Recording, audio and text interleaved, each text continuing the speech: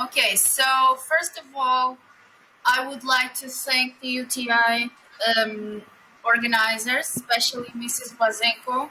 She was pretty amazing during all this pathway we have done together. So thank you so much. Special thanks also to everyone in the organization. Everything was awesome until now. And then also a special thanks to my colleague Igor Burgakov.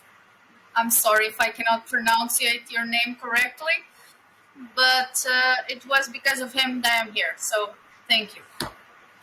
Well, my title is Do You Want a Career in Translation? Mentoring can help you. Mentoring is my research area, and I'm doing my PhD in University of Vigo in Spain, and I'm a university lecturer in Lisbon, Portugal. I teach in a post-graduation in translation.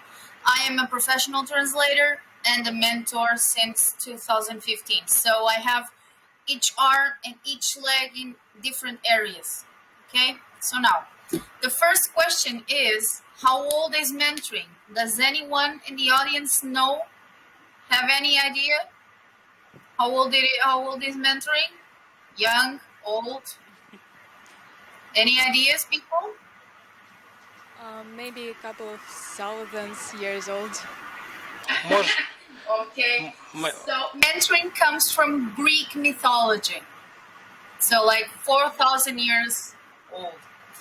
The first time that the word mentor was used was because there was a man called Mentor, and he was in charge of the education of Telemachus, and that's why it came up the word mentoring or mentor as an orientation, because he had the job to help him and to guide him through his life, and for Telemachus to be a very successful person. So mentoring is very, very, very old.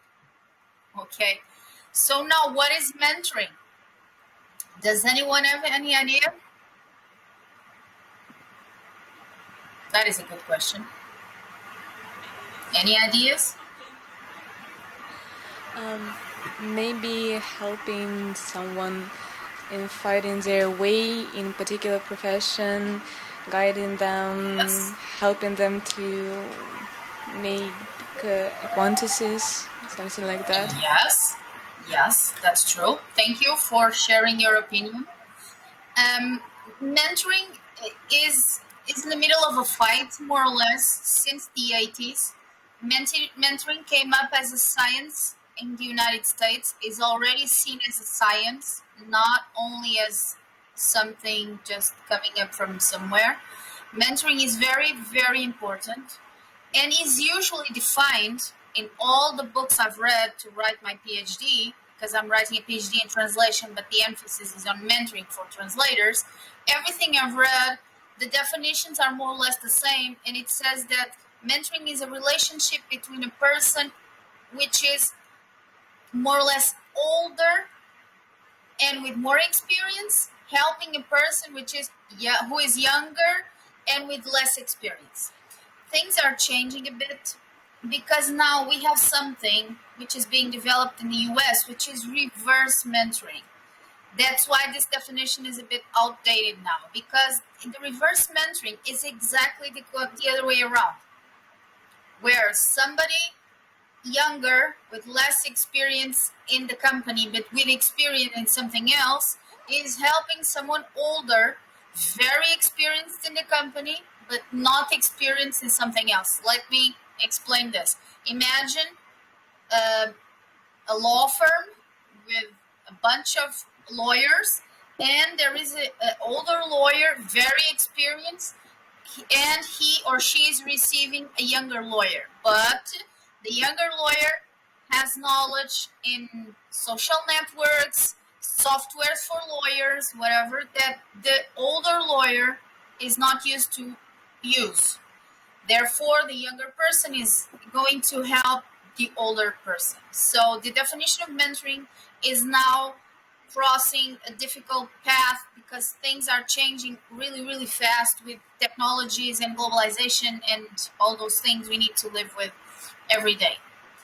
I would like to say a very important thing. Mentoring is not coaching, and coaching is not mentoring. I like to emphasize this because mentoring is one thing and coaching is something else. Coaching is you go to a school, you have a training to be coach. The coaching course gives you a bunch of tools, a group of tools, which you can use with everyone, with a lawyer, with a doctor, with a manager, with a cleaning lady, everyone. And the tools work for everyone. Mentoring is not like this. First of all, mentoring is something that comes inside from us. Not everyone can be a mentor, okay? Even though I said, oh, I want to be a mentor, it's the dream of my life, oh my God, but it's not possible because a mentor has to have certain features. And a mentor can only work in his or her area of influence. For example, me, Anna, I can only be a mentor of people who are in translation because I am a translator. I can only be a mentor in my area of influence, translation. I could never in my life be a mentor of a doctor or a person dealing with the stock exchange. I know nothing about it. So that is the difference. Okay. So to anyone listening to me, newbies, recently graduated people, students, people already working for a job in translation, please be careful with the people you talk to be your mentors, because a good mentor has to be, first things first, humble, has to be respected by his or her peers, has to be recognized in the translation world, has to belong to some kind of association. I'm sure in Ukraine, in other countries as Portugal and others, have the Association of Translators. So this person has to endow ethic standards, and this person has to respect the job of a translator with seriousness. Okay, and it has to be a person who thrives to create a good image of our job. For example, me as a mentor, I also organize webinars, usually for free, for everyone in the translation world, to spread the knowledge. And I know I'm recognized by my colleagues, either in Portugal and Brazil mainly. So mentoring is not just like you go to the kitchen and you have a brilliant idea and, oh yeah, I want to be a mentor. That's not it. Some people think that being mentoring is very chic. It's not very chic. It's important because you can change somebody's lives. And in the end of my presentation, I'll show you some data where you can see, everyone, experienced and non-experienced, that mentoring really works. Okay? Now, the advantages of mentoring. Okay, first things first, a solid basis for a future career. I know some of you might be thinking, well, but isn't that basis given in the university? No. For a career in translation, no. We all know that theory is important. We all know that we cannot cross out theory from our lives. It is there. It's important for us who want to write articles, who want to write theses, final projects, and we need to understand how things work. That we usually say in Portugal, things don't fall from the sky, and translation studies didn't fall from the sky. So this solid basis for a future career is mainly practical things, which universities do not teach at all. Okay? Either in Portugal, Spain, Latvia, UK, United States, all the countries I know, people who come to me to mentoring, and they say they know nothing about the professional area. So it's very important that mentoring helps these people who know nothing about the professional area. What are the steps they should do or they should take to create a career? Okay, so this is a solid basis. If the mentor is the right person, and if there is a good connection between the mentor and the mentee, this will be a solid basis, believe me. Always new contacts. We live in a globalized world. Networking, we all have heard about networking. Networking is essential. Networking is very important. And it's because of networking that I'm here. If I was not on LinkedIn, if I didn't connect with my colleague Igor, he would not see that I was interested in mentoring. And then he shared an article of mine, and then he told me about this conference, and etc. etc. So networking works, and it gives really cool connections. Mentoring is usually online. Okay, even before the pandemic, mentoring was always online, mainly because people like this one-to-one advice, which they don't get in the university. Because in a classroom with 30 people, it's impossible for a lecturer to talk to everyone individually. Apart from this, the lecturers cannot talk individually. Most of them, I'm not generalizing. I know that people are saying, "Oh, but I'm a lecturer and I don't do that." Okay, most of them don't have any knowledge of the practical world, and they don't know nothing about rates, marketing for translators, resumes, where to find clients, pros, LinkedIn, nothing. Okay, they are theorists. I respect them, of course, but they are not adequate to answer questions about, so after finishing my BA, am I going to have any jobs? Am I going to have enough income to live? That's what people ask mainly. So it's very important that the lecturers are informed of what is happening. And these online sessions create some kind of connection with the mentor and the mentee. And in the end, most of my mentees are my friends, even if they are in Brazil. And it's important for us to create a connection. Otherwise, the mentee is not going to talk about what bothers him or her, or what are the aims, what do they want to achieve, etc. People need to be open. Mentoring is also help with everything I've said before, the resume, LinkedIn, Pros. I've seen that Pros is also here in this conference. Pros is an excellent tool, and where to find clients, how much to charge, the differences in prices from country to country, conferences, how to be more exposed to our colleagues and say, well, I'm here and please look at me because I have to say something. I would also like to make a comment that the newbies or the recently graduated think that they don't have anything to say, but everyone has something to say. We just need to figure out what, because all of us have something to say, all of us. Okay, so it's a help in all this group of features that a professional translator needs to have, mainly today where the translation world is so competitive. Also, to hear the opinion and advice of a professional colleague who is more experienced, of course. Mainly, the mentees like to hear where we failed. Okay, that's why the next topic is learn with the mentor, mistakes and failures and successes.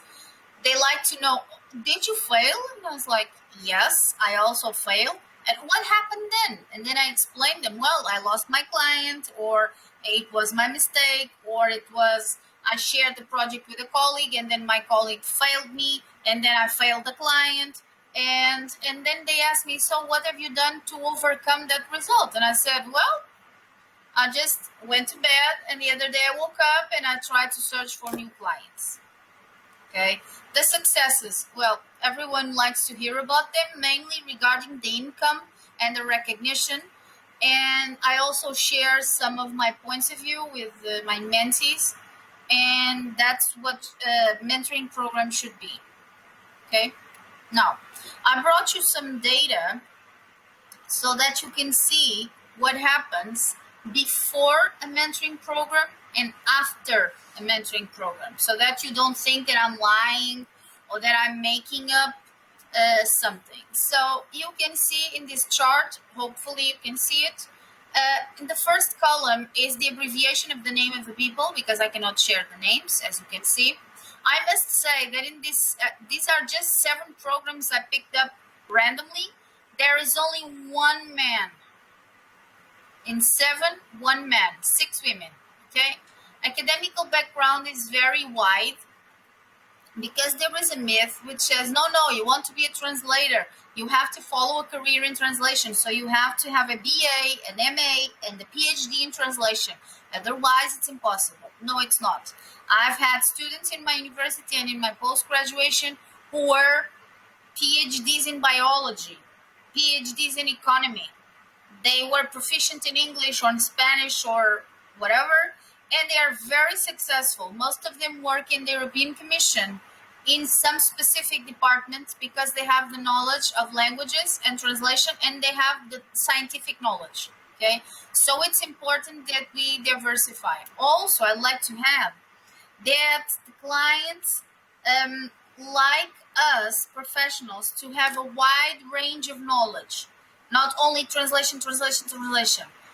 They like us to have summer courses in, I don't know, translation software, or summer course in marketing, or a summer course in CPD, or a short course online in, I don't know, DTP, for example.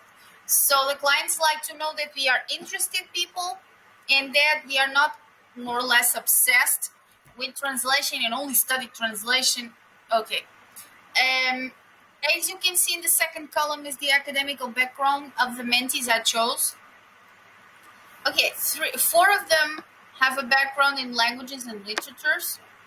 The first one, she was a lawyer. And the fifth one, she studied psychology. And the sixth one, which is the guy, he studied social service. Okay, in Portugal, social service is people who study and work mainly with poor neighborhoods or people in need, people with income problems, etc., etc. So, where were they working when they came to me for mentoring? So, the first, they all had a post-graduation in translation at this point, apart from their academical background. But the first one was a lawyer. As I said, she was working in a lawyer's office here in Lisbon. The second one was a secretary. The third one was working in a call center. The fourth one was also a secretary because she spoke German, and so she was hired by a company who has a connection with Germany. So she spent her days checking invoices in German to see if everything was okay. The fifth one, she studied psychology and she was working in a bank. And then the guy, he was working in a neighborhood here in Lisbon. And the last one, it's a girl also, she was teaching English. So different backgrounds, different working areas, nothing to do with translation. Now, knowledge of the professional world when they came to me, no one. They didn't know anything about rates, where to find clients, pros, they have never heard about pros. LinkedIn was not even known. They knew nothing at all. Okay, now please bear in mind that they knew nothing and they had diversified backgrounds. Now, after the mentoring program, please everyone see what happened. Okay, mentee, same people, same academical background, of course. Okay, and now the mentoring program, 3 months, 1 session per week. Okay, these sessions were in Skype, but I was always talking to them by email, WhatsApp. They were asking me things like, oh, I sent an email, a client answered me, what shall I do with this? What can I answer to this? So I was writing them. And after this mentoring program, you can see the results in the fourth column, work as a translator. 4 of them started to work full-time, 1 of them part-time, and 2 no. I will leave the 2 no's to the end so to explain you what happened. So the first one, she left her job in the lawyer's office, and she's a translator until today, since 2016, I think. She isn't translated till today. She translates from English and French into Portuguese, and she works mainly with the legal area. The second one, she left her job as a call center or secretary, I think. She is now full-time. Okay. Now the third one we will leave to the end. The fourth one was the one I told you. She was checking invoices in German. She quit her job and she's now full-time. I must say that this girl more than doubled her income. Sometimes she multiplied it by 4 as a full-time translator. Number 5, she was a psychologist working in a bank, as you remember. She's now a translator full-time. Okay, she quit her job and she's now a translator. And I'm going to jump the guy. And the last one, she is only part-time because it's a very insecure person and she's afraid of not having enough income without the classes. So she still teaches English, but she has translations to do. Okay. Now the last two, the no's. No, it was not the mentoring program which failed. Nothing happened like that. As you might think, oh, the program might be a tragedy. No. The third one, she's a girl. She started to have her clients before the ending of the program. The thing is that she was asked to be a secretary in an Airbnb here in Lisbon at the time, like 2018 or something. And she preferred to have fixed income in the end of the month. Now, as we can see with the pandemic, maybe this was not a good decision because the tourism is not existing. Okay, so, but anyway, it was her choice. And the guy working in social service, he's not a translator. Now he is. But at that time, he said, well, and I only want to translate games because it's my favorite thing. And I said, yeah, okay, you can translate games, but you need to open your mindset to other things. Otherwise, you will have to have clients in Russia or in Japan or in the US, and most of the games are translated into Brazilian Portuguese, not European Portuguese, because the Brazilian Portuguese, I don't have how many gamers, millions of gamers, not as Portugal, because we are smaller, as you know. But he said, no, but I don't want to open my mindset. I only want to translate games. And I said, okay, that's your choice. Then he went back to the social service, but like since a year, more or less, he told me, well, Anna, you were right. I started to open my mind to different areas, and now I'm working as a translator. Okay. He still works in social service, but he starts to have his own clients. Okay, so this definitely works. And now, my fight for all these years, I've been working with mentoring. And since I started to see that mentoring was highly effective, I'm trying to explain to universities in conferences around the world, where I met some colleagues who might be there in UTCamp, that mentoring should be used in universities. And why? Because with mentoring, and you might think, but wow, how can you have a mentor for each student? That's not the thing.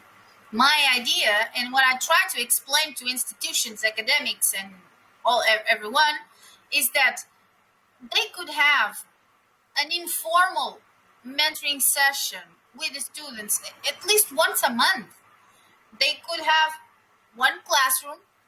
Everyone who is studying translation in that classroom, BA, MA, PhD, no, because it's something else, but at least MA and BA, in that classroom, they would choose 2 or 3 mentors to avoid being always the same person. And then the mentor would be there in the classroom and said, okay, people, ask me whatever you want. Okay? And people would ask, so, do you have enough income? Can you live as a translator with comfort? Are there any projects? Is there a place for me? Etc., etc. This is easy. This is an informal subject. It has nothing to do with exams or university credits or whatever those bureaucratic things are. And why? Because people would know if they are in the right place. I know people who went to study translation because they loved English, but to love English, it's not an answer. It's great to love English. I also love English and Spanish and Portuguese, but in the end, people might be frustrated because they think, well, I'm going to a translation course. I might be learning how to translate. And then in the end, they end up with subjects that just like, what is this? I will give you a small example if I still have the time.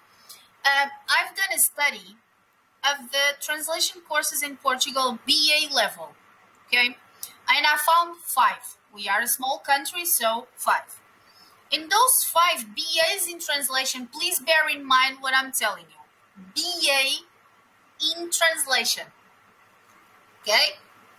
Okay, that's it. So, five BAs, and I gathered all the subjects in all those five BAs. In the total, there were 80 subjects in five BAs. Can you imagine how many subjects in all those BAs in translation were subjects regarding translation? Can anyone guess how many subjects out of 80? Anyone? Maybe 20. Okay, more or less. Out of 80, 80. Okay, 25. 25 subjects were regarding translation. You might be thinking, so what about the rest? The rest were culture, literature. I know it's amazing. I love literature. I love culture. Please don't understand me wrong. But this is a BA in translation. And what the academics say here in my country, not me, of course, is that, well, the students come to a BA. It's not to become translators. If they want to become translators, they have to go to an MA.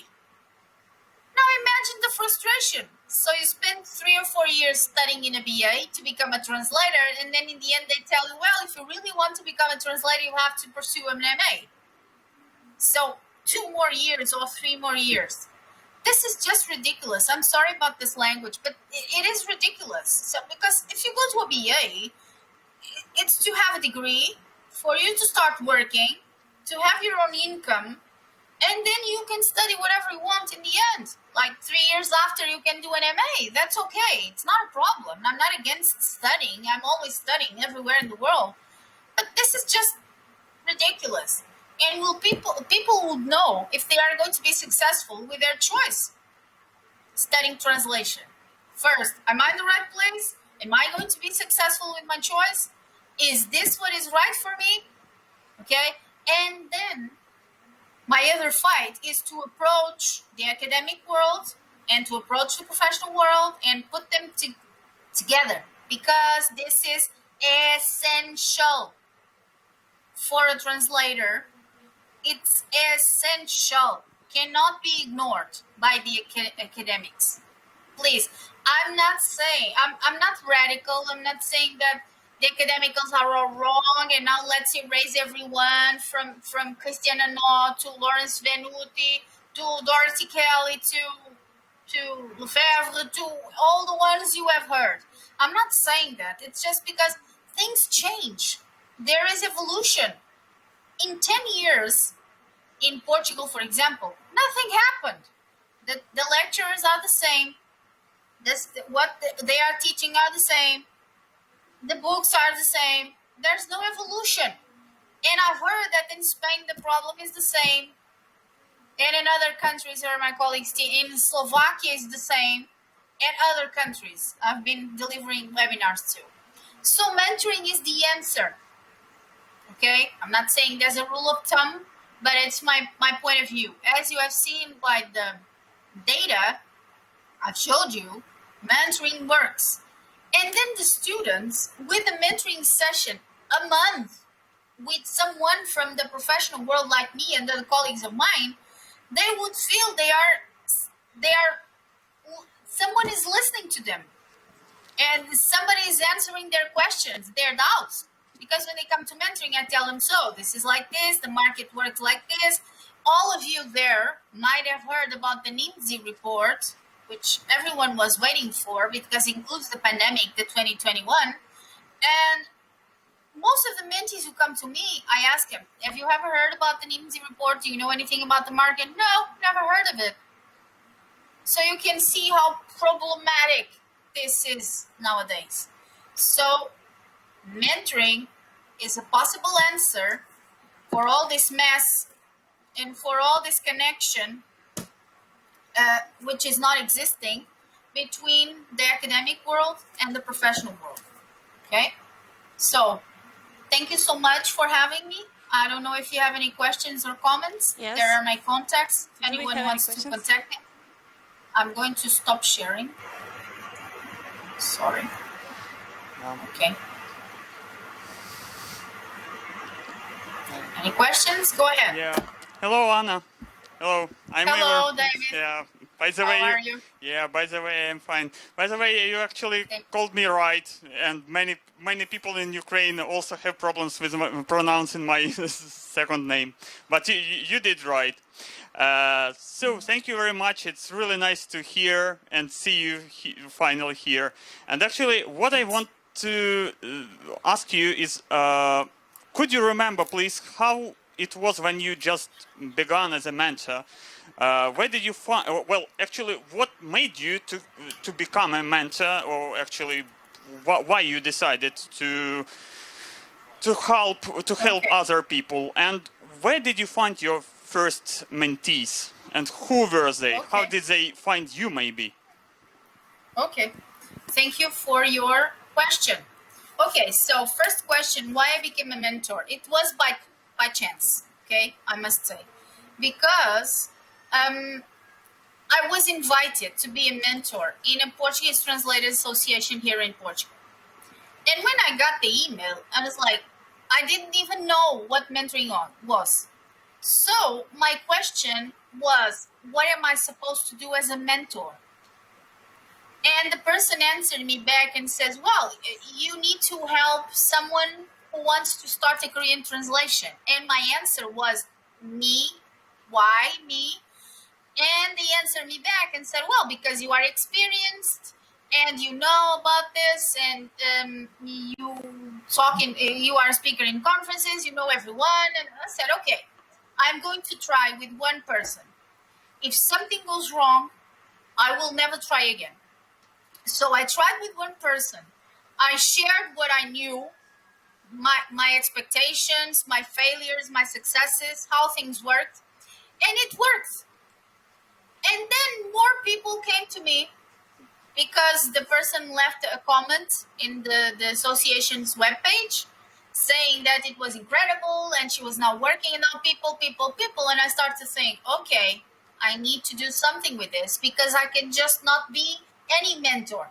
So I tried to get some certification as a mentor. So I went to the International Mentoring Association in the US, from which now I'm a board member, international ambassador. And now I'm doing training in Canada for mentors because there's nothing like it in my country, here in Portugal. So my first mentee was that person. And then it never stopped because I saw, okay, this works. This is amazing. So I started to read as much as I could, started to buy books, read articles, and I've done a very small search online on Amazon and other websites saying mentoring for translators, because I thought, well, this works so good. Let's see if there is somebody writing about this. And you know how many answers I got? 0. No books, no nothing. I was like, wow, this is an area to be explored. And then what I've done next is that I've started to see the translation conferences. I was like, I'm going to send an abstract. So I started to send abstracts everywhere, and all the abstracts were being accepted. And I was like, this is an interesting area. Okay, everyone wants to hear about it. So I went to conferences from the US to Beijing, to Dubai, to all over Europe now, and the people were interested. And the most ironic thing, and I'm going to finish my answer now. The most ironic thing is that in all conferences I've been to, except one or two, but most of them, in the end, the students came to me in Spain, in Latvia, in the US, came to me and said, Anna, my course is so boring. It's so theoretical. I was so excited to hear what you were saying about the market and about the profession. and the teachers were not even talking to me. So that's why.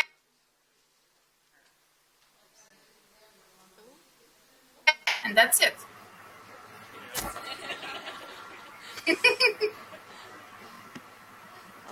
Any other questions? Any other questions? Go ahead. Don't be shy. Thank you, Anna, very much for your presentation. I Thank just you. wanted to say that cooperation with a more experienced colleague is always beneficial, but having a mentor at the very beginning of translator's career can really boost the progress and be extremely productive. Thank you, Anna.